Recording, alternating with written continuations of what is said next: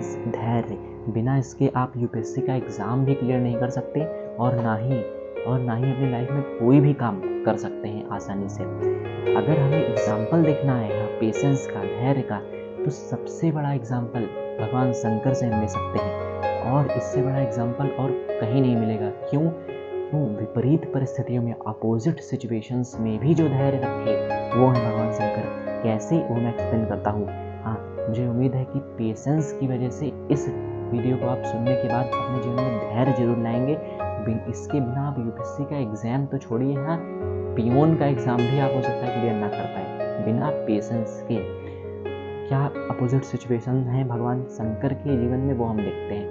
पहली opposite situation क्या है? अगर हम उनके स्वरूप, केवल हम उनके शरीर का ही दर्शन दूर से अगर करें, जो हम फोटो में करते हैं, तो हम उनके स्वरूप को ही देखें तो वो कैसा है। तो उनकी दो नेत्र हैं।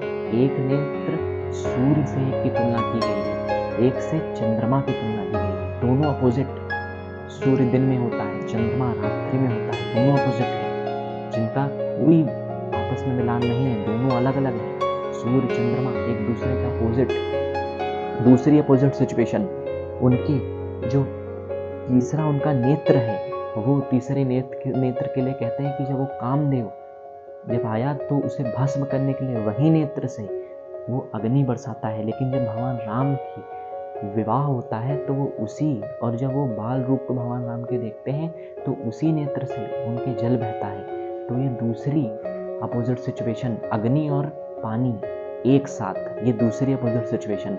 तीसरी अपोजिट सिचुएशन, उनके गले में नाग है और उनके जो बेटे हैं छोटे गणेश भगवान, उनका वाहन क्या है? चूहा। दोनों एक दूसरे के परम शत्रु, फिर भी ये चौथी अपोजिट सिचुएशन। और पांचवी का अपोजिट सिचुएशन, उनका वाहन कौन है? बैल है। और जो पार्वती मैया है यहाँ, उनका वाहन कौन है? शेर। तो ये एक दूसरे के दोनों शत्रु, ये पांचवी अपोजिट सिचुएशन। और फिर छठी अगर हम अपोजिट सिचुएशन देखें तो वो क्या है यहाँ? तो उनके गले में नाग है और जो उनके बड़े बेटे हैं, हाँ कार्तिकेय, उनका वाहन क्या है? उनका वाहन है मोर।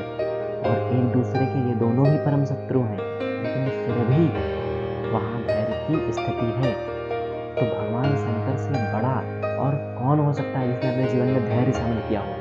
उनके जीवन में धैर्य है, लेकिन बड़ी बात धैर्य रखना नहीं है, लेकिन अपोजिट सिचुएशन में धैर्य रखना, ये सबसे बड़ी बात है। इसीलिए वो देवों के देव महादेव कहलाते हैं। Thank you.